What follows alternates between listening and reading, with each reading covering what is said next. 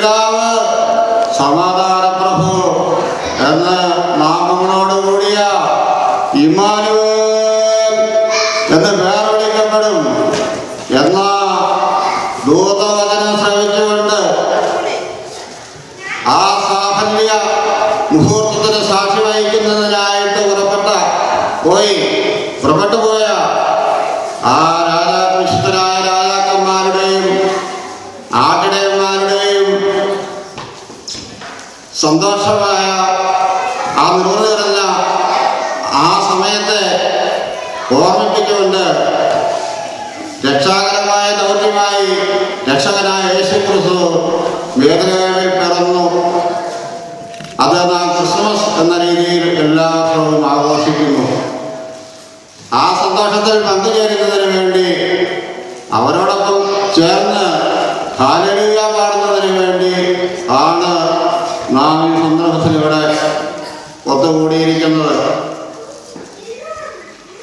ഞാൻ എൻ്റെ യാത്ര ഇംഗ്ലണ്ടിൽ നിന്നും ആരംഭിച്ചു.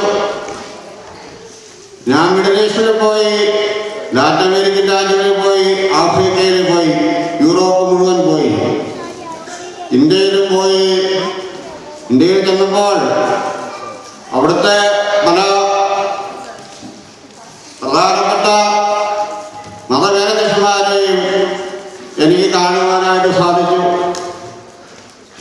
പല വിവിധ സമുദായിക നേതാക്കന്മാരെ എനിക്ക് കാണുവാനായിട്ട് സാധിച്ചു. അവരെല്ലാവരും എന്നെ സ്വീകരിച്ചു.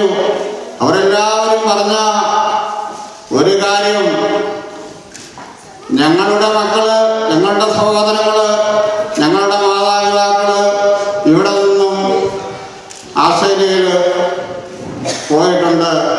അവിടെ ചെല്ലുമ്പോൾ ഞങ്ങളുടെ എല്ലാ ക്രിസ്മസിൻ്റെയും പുതുവത്സരത്തിൻ്റെയും ആശംസകൾ, എല്ലാ അനുഗ്രഹങ്ങളും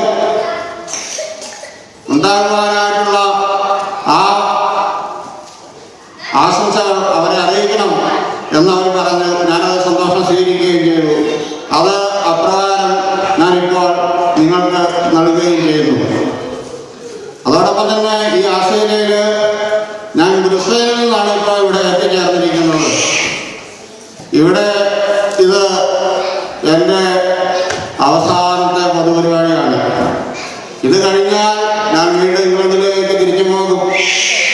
അപ്പോൾ ഇവിടെയുള്ള എൻ്റെ എല്ലാ സഹോദരങ്ങൾക്കും മാതാപിതാക്കൾക്കും കുഞ്ഞുങ്ങൾക്കും എല്ലാ ക്രിസ്മസ് പുതുവത്സര ആശംസകൾ നേരുന്നു. എല്ലാ അനുഗ്രഹങ്ങളും ഉണ്ടാകട്ടെ എന്ന് ആശംസിച്ചുകൊണ്ട് അടുത്ത വർഷവും നമുക്ക് കാണാം എന്നുള്ള പ്രതീക്ഷയിൽ സാന്താക്ലോസ് ആകുന്ന ഞാൻ, ക്രിസ്മസ് ഫാദറാകുന്ന ഞാൻ ഇപ്പോൾ വിടവാങ്ങുന്നു.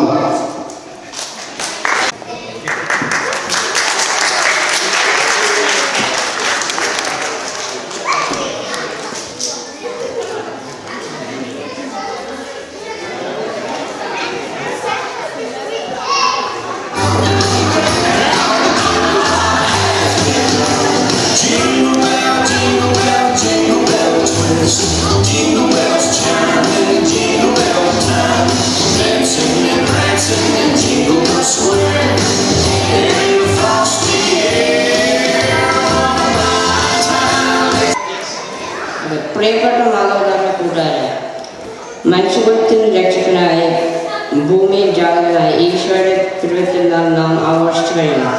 ക്രിസ്മസ് നമുക്ക് പകർന്നു തരുന്ന കരുണയുടെയും സ്നേഹത്തിൻ്റെയും പ്രത്യാശയുടെയും സന്ദേശമാണ്. അതുകൊണ്ട് തന്നെ പ്രത്യാശയോടെ നമുക്ക് പുതുവത്സരത്തിലേക്ക് പ്രവേശിച്ചു കഴിയുന്നു. ഈ പുതുവത്സരം സ്നേഹത്തിൻ്റെയും സമാധാനത്തിൻ്റെയും സന്തോഷത്തിൻ്റെയും പുതിയ ചക്രവാളങ്ങൾ നമുക്ക് പ്രദാനം ചെയ്യട്ടെ എന്ന് ഞാൻ ആശംസിക്കുന്നു. നന്ദി, നമസ്കാരം.